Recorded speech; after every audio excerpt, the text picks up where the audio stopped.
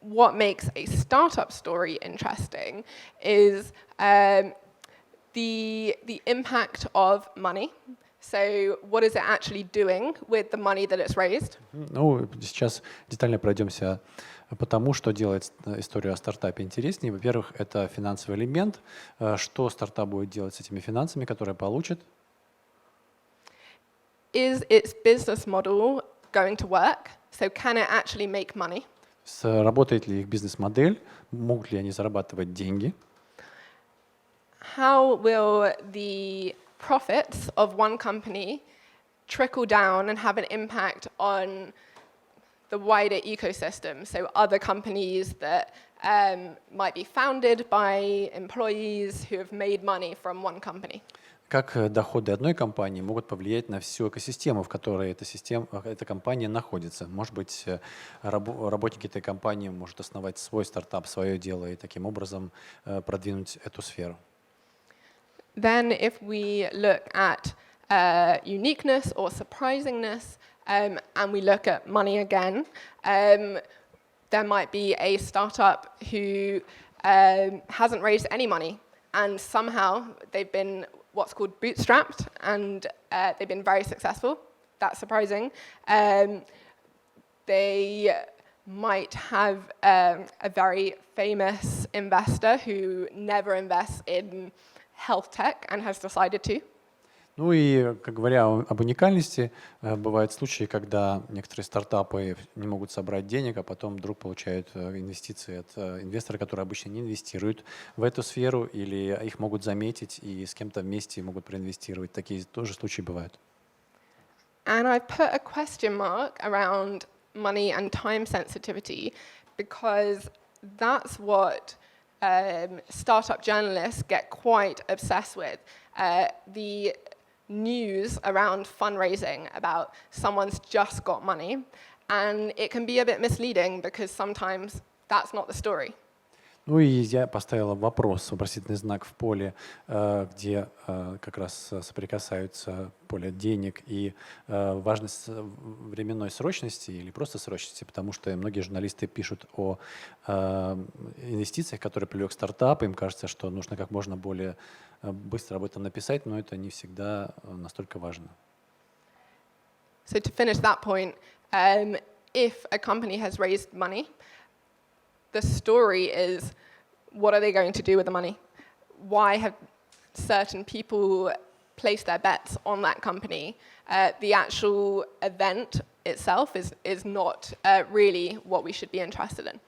Ну и подытожим, можно сказать, что в стартапах нас интересует, что эти будут люди делать с этими деньгами, как они их привлекли, и иногда, по сути, это все, что нас может интересовать, больше ничего не интересует. Moving on to product, social impact is not just products that benefit society, but thinking about how does society change when this product becomes very prevalent. So we all have read, presumably, a lot about teenagers being addicted to their phones. So the story is, what impact is that having on relationships? Ну и говоря о влиянии, которое оказывает тот или иной продукт, мы говорим не непосредственно о продукте, а о влиянии, например, мобильных телефонов на отношения между подростками или на жизнь подростков. And I think a good way to evaluate a startup's product is to think about who wants that product and why do they want that product. So look at the demand and ask what problem is it solving and for who. Ну и говоря о продукте, мы должны помнить, что нас интересуют такие аспекты, как какие проблемы этот продукт решает и для кого, и кому он нужен, этот непосредственно продукт. When it comes to uniqueness or novelty factor on the product side, this doesn't have to be a new product. It can be Facebook has taken their approach to messaging and applied it to something entirely different. So that would be an old approach to a new problem. Ну и говоря о новизне продукта, это не всегда должен быть новый продукт. Например, Facebook использует старые методы, которые использовал в своих мессенджерах где-то в другом месте, чтобы решить новую проблему. Это не значит, что это какой-то новый продукт, просто они по-другому взглянули на ситуацию. And it might be a new approach to an old problem. An example is in the media, as I'm sure you know, revenue models are becoming a big challenge. People aren't paying for the content that they read. And maybe some of you have heard about startups who want to use blockchain to automatically take payments from people based on how long they spend reading content. So that's using a new technology to an old problem that's been around for a while. How do you make money from media? Ну и опять же, иногда решения новые используются для того, чтобы избавиться от старых проблем. Например, проблема финансирования для СМИ стоит остро и уже таковой является довольно долго. То есть люди не хотят платить за информацию, которую они потребляют, за новости, которые они читают. И есть предложение использовать новые технологии, такие как блокчейн, для того, чтобы зарабатывать с пользователей, а именно с их посещения каких-то ресурсов и зарабатывать то время, которое они проводят на этом ресурсе. And finally, it might not be a new product at all. It might not even be a new approach to an old problem. It might just be that a company is making a certain service uniquely affordable or uniquely accessible. So Skype was an example of a solution to high fees in international calls charged by the telecommunications company. Ну, то есть, например, это может быть не новый продукт, не новое решение, а использовать старое решение, например, как использование скайпа для того, чтобы снизить, опять же, затраты на звонки между людьми, на общение между людьми. And finally, time sensitivity around a product can be a political situation that makes that product particularly important. An example that I'll mention later is around regulation in Europe for payments and online transactions. And that means that certain companies are challenged and certain companies have new opportunities. Ну и опять же, когда мы говорим о каких-то конкретных решениях технологических, иногда их успешность зависит от политической ситуации. Например, когда люди знают, что должны измениться определенные законодательные акты и в плане, например, платежей. И некоторые компании пользуются тем, что эта ситуация еще не изменилась. То есть они как раз пользуются временным отрывком этим. And timeliness might be that there's a trend that's suddenly evident. So medical cannabis is a really good example. Suddenly, because it's legal in certain countries, there are many, many startups trying to come up with medical products made out of the cannabis plant.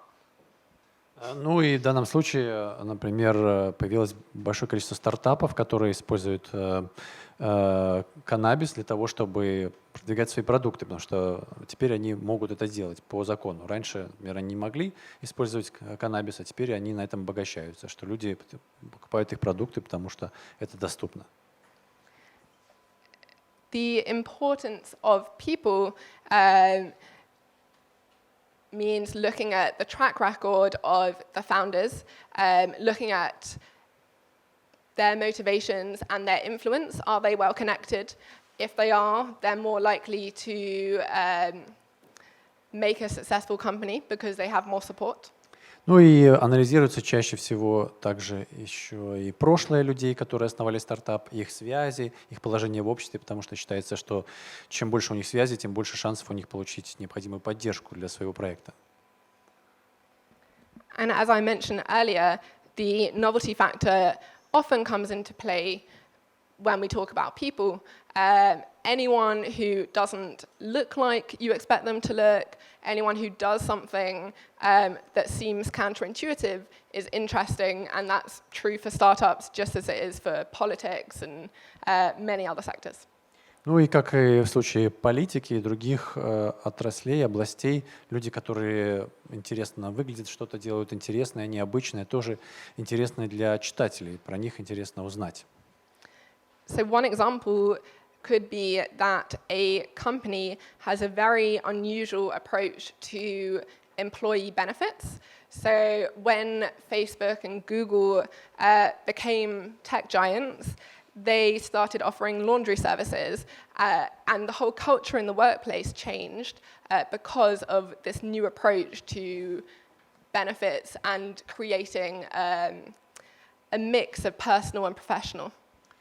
Когда это может выражаться в очень интересных аспектах, например, в каких-то так называемых плюшках на рабочем месте, которые получают работники, когда Facebook и Google стали гигантскими компаниями, гигантами, они, например, предложили такие бесплатные услуги, как услуги прачечной для своих работников и так далее. И очень много интересного они бесплатно предложили. И это стало тоже интересно для людей, потому что это что-то новое. Раньше до этого не было.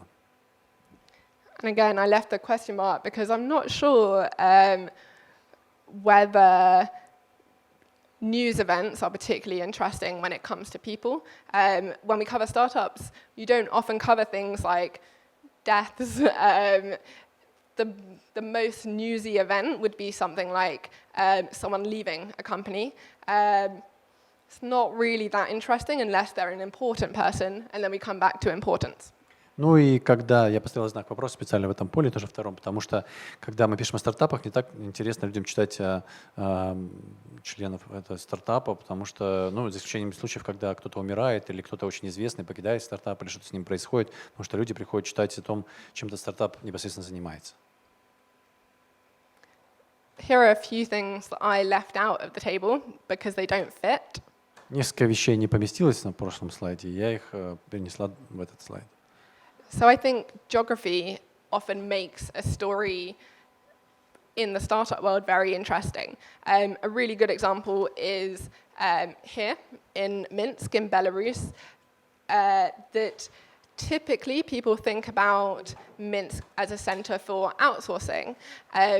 So the interesting stories are the ones that subvert that involve a global company that has its headquarters, not just its research team based in Minsk. Ну и эти вещи, конечно же, просто еще тематически не очень помещались на прошлом слайде. Географический аспект очень важен. Например, все привыкли к тому, что Минск является местом, откуда люди обычно экспортируют какие-то услуги для других компаний. Интересно было бы почитать про всемирную компанию, которая был бы, например, штаб-квартира или главной офис в Минске, что было бы необычно. And that means that journalists based in Minsk have quite unique and special access to these stories because the best way and the only way really to know about the issues in Minsk compared to another place is to be here and to really understand the culture. So I think there's a huge role for local journalists, not just people in London or New York or California, to write about what's going on in their own city. В данном случае очень много возможностей есть у журналистов местных, белорусских, которые описывают то, что происходит в Минске, потому что они знают культуру, знают язык, все, что происходит здесь, на месте. Это преимущество у них перед их коллегами из Лондона, которые сидят где-то очень далеко. Something that's always interesting is the challenges that a company has faced, how they've overcome adversity. There are many, many examples. The challenge is to get people to talk about them. People do not like telling you about their struggles when you're a journalist, I'm sure you know. But being a small business is incredibly difficult. So most of the stories out there are stories about challenges. Очень интересно людям читать про вызовы и проблемы, с которыми сталкиваются представители небольших стартапов или бизнесов, но проблема заключается также в том, что представители этих стартапов о своих проблемах не любят говорить. Но что поделать, вот такая ситуация складывается, и как-то приходится эти вещи освещать. Then I'm particularly interested in stories that are going to develop. So not just will someone be interested in this story next year, but will things have changed next year? A company might raise some money, they might launch a new product, but a good way to gauge whether it's a story that will stay around is thinking about the impact, the social impact, because if it affects people, it's a story that's going to continue to be relevant. Также мне очень интересно писать о каких-то историях, которые развиваются. То есть легко можно написать про компанию, которая получила деньги или развила какой-то продукт, но если это у них происходит успешно, это значит, что этот продукт или услуга будет влиять на общество в дальнейшем. И именно так мы понимаем, что нам будет еще о чем писать в будущем. And finally, before I give you some actual examples, my experience is that data is actually the most interesting story, which might be counterintuitive because data is, numbers, it might be boring, but in the startup world, there's a real lack of data. You just don't know what makes a startup successful. It's hard to see the patterns. So being able to investigate, to uncover data, whether it's public or not, makes for a really important and exciting story.